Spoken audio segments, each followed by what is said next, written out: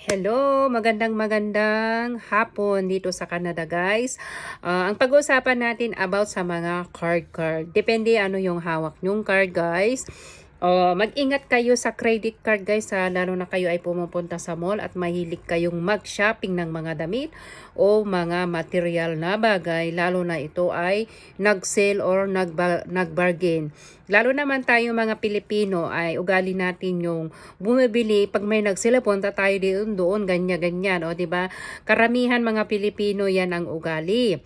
Pero, sorry to tell, pero real talk lang ito guys. Oo, tayo ay dapat magtipid na, lalo tayo ay nagkakaedad kagaya ko guys. Yan ay gawain ko guys nung nang hindi ko pa alam.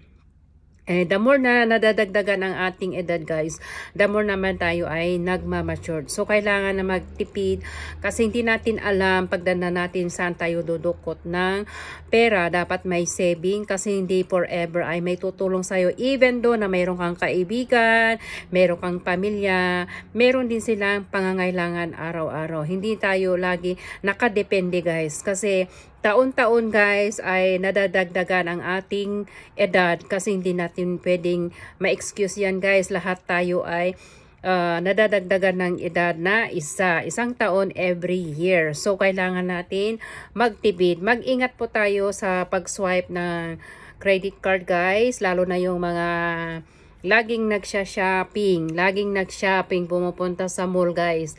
Tapos dinadala niyang card, hindi mapigilan sa pag-swipe. Nako, control nyo. If ever you, dapat magdala ka na lang ng cash. O, di ba? Yung cash guys, nakokontrol mo yung guys kasi kung ano yung dala mo, yun lang ang kayang bilhin. Kasi pag credit card guys, swipe dito, swipe doon. Pag nag-sale, punta tayo doon gam. Gawain ko din yan guys, pero ngayon ay nagkakaedad na, almost 50 na ako, so kailangan ko nang magtipid kasi in the future guys, hindi ko alam kung sino tutulong sa akin. Hindi ko naman sinasabing masama ang tumulong, pero you need to limit. Titignan mo kung meron kang extra, magbibigay ka. Pag wala, sabihin mo sorry, next time na lang.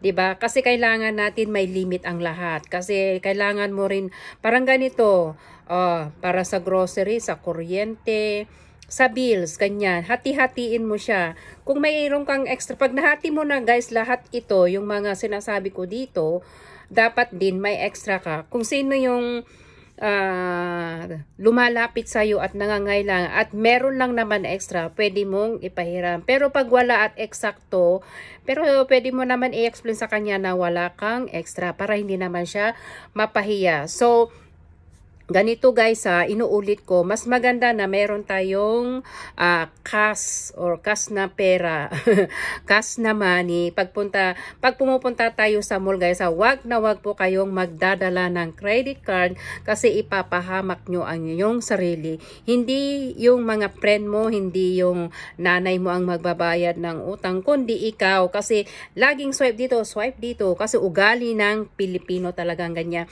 Tapos pag baka mas malaki pa yung pag-swipe mo, kabili-bili kaysa na naman sa sinasahod mo buwan-buwan. Huwag tayong maluho guys kasi may mga tao na pinapakita sa tao na siya ay meron siyang ganito hindi ko nababanggit mamahalin, ganyan. Hindi, wag. Kung ano lang kailangan nyo guys, yun ang bilhin nyo. Wag lang po kayong masobrahan. Alam ko na pera nyo yan. Alam ko na kayo magbabayad. At the very end, nagsisisi din kayo, right? Correct me if I'm wrong. Di ba? So, it's better na ibili mo muna natin yung napaka-importante, especially pagkain. Unahin mo na yung pagkain guys, iyon ay pangdagdag buhay, di ba? Kaysa naman mga material na bagay hindi pa naman natin kailangan. Maging matipid, maging matalino tayo guys, at mag-ingat tayo sa paghahawak ng pera, lalo na sa mga nagdadala ng credit card. Pero hindi ko naman sinasabi lahat ng mga tao. Pero ugali ng mga mas Pilipino ang inaano ko dito kasi may mga Pilipino na ngayon ay mayayabang. Akala nila pinapakita sa Pilipinas na truly na mayaman ka pero hindi mo lang baon ka na pala sa utang. Mahirap na nagkaka-white hair ka na, namumuti na ang inyong buhok, hindi pa bayad ang utang. O di ba? Mas maganda yung magsuot ka na lang simple pero punong-puno ng ng pera sa bulsa mo na wala kang problema, wala kang utang, nakakatulog ka pa ng mahimig. Di bali na mag-ulam ka ng sardinas, bagoong, pero kumakain ka na naman minsan ng masasarap. Wag naman araw-arawin na para kang parang hamak mo pa yung mga special na tao. Alam nyo ba yung mga Canadian dito guys? Mabanggit ko lang ito. Alam mo, hindi sila nagdadamit ng magaganda guys. Very simple. Karamihan nga dito guys ay yung may punit-punit dito, nagkakaano na dito sa gilid. Yun pa rin ang sinusuot guys kasi ayaw nilang ipakita sa tao na meron silang kaya. Kasi lalo na lalo na silang natatakot pag nagsuot, akala nila na siya bonggang-bongga. Hindi kagaya ng Pilipino, wala na ngang ulam, mabongga pa yung suot. Mas mahal pa yung bag niya kaysa laman ng kaysa sa laman ng kanyang bag kung magkano yung pera niya doon. O di ba? O maano nga yung bag niya, mamahalin yung bag niya, pero itanong niyo sa kanya kung ano yung laman ng bag niya. Meron ba siyang mas marami ba yung pera niya o mas mahal yung bag? O di ba meron ganun guys? Oo, sinasabi ko lang guys ito kasi real talk. Kasi nangyayari na talaga. Ito yung na-observe ko ngayon. Oo, na-observe ko noon at ngayon. Pero alam nyo ba, mahirap sabihin sa kanila directly kasi ayaw natin masaktan ang tao. Right? May mga tao talaga kung manamit sila ay parang wala silang utang. Pero yung sinusuot nilang mga damit, mga bag, mga de-branded pa, ayan, ganyan.